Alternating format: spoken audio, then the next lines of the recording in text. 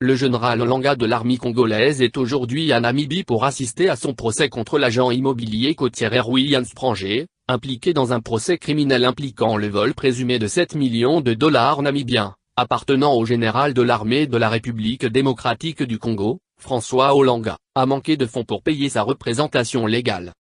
Spranger, 58 ans, et sa femme Lorinda, font face à des accusations de fraude et de vol par de faux prétextes. Les Spranger ont été impliqués dans une affaire civile avec Général Olanga depuis 2014, Général Olanga essayant de récupérer 900 000 dollars russes qu'il avait déposés auprès des agents immobiliers du couple. À la fin de l'année dernière, le procureur général Martin Imaloa a décidé d'inculper le couple des Spranger d'accusations criminelles devant la haute cour concernant la disparition de l'argent.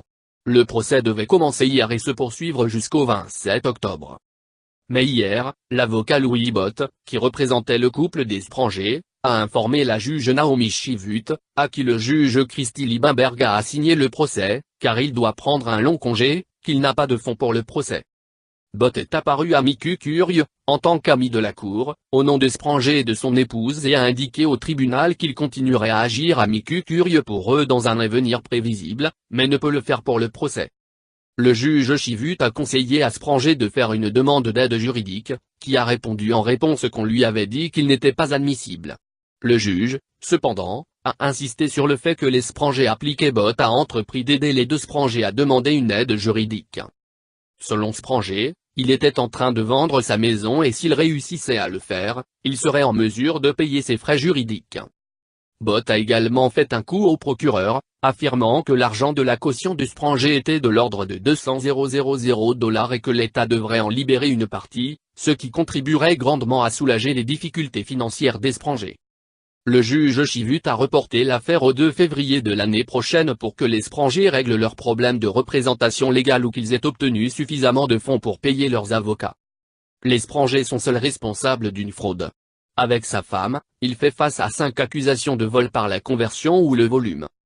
L'affaire découle d'une transaction commerciale entre Spranger et Général Olanga en janvier 2010, où il aurait été convenu que le Général Olanga déposerait 900 000 dollars russes sur le compte bancaire en fiducie de l'agence immobilière de Spranger, Quinche Stat, en fiducie pour le développement de 2 propriétés détenues en général à la côte, ou pour l'acquisition d'autres propriétés pour Général Olanga.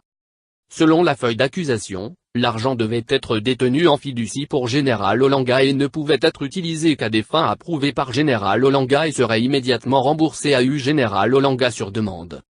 Le résumé des faits substantiels dans l'acte d'accusation indique que les Spranger ont convenu que Général Olanga verserait des fonds sur son compte bancaire dans le but de développer les propriétés du Général Olanga en Namibie.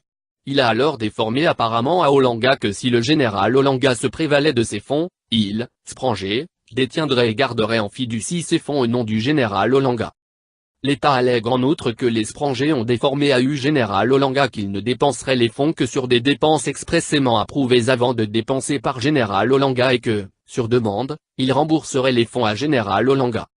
Au cours de la période comprise entre le 10 février 2010 et le 6 juillet 2010, Brefiel Trade Ltd a transféré les fonds de la plaignante, totalisant 6 785 318,76 dollars namibiens selon les instructions du Général Olanga en 5 tranches sur le compte de la première banque nationale Quinche et des commissaires-priseurs de leur compte en fiducie. Il a ajouté que l'un des 2 membres du couple Spranger avait des droits de signature sur le compte. Selon l'État, une fois que l'argent se trouvait sur leur dit compte bancaire, le couple Spranger, entre le 1er février 2010 et le 31 décembre 2010, a volé ou détourné tout l'argent du Général Olanga pour son propre usage. Un reportage de Gabriel sur Zub TV.